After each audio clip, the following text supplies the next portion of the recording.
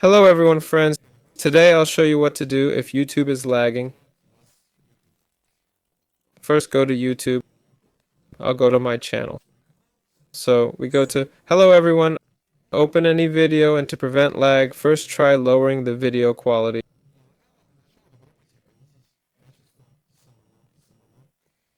If that doesn't help, then go to settings. Here, click on System and disable this slider, which is currently off for me.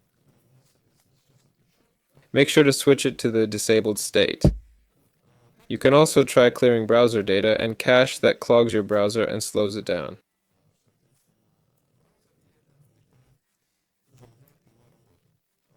For this, we need cookies, for example. Yes, here in Browsing Data, delete browser history and click on Caches. See, my cache is 228 megabytes.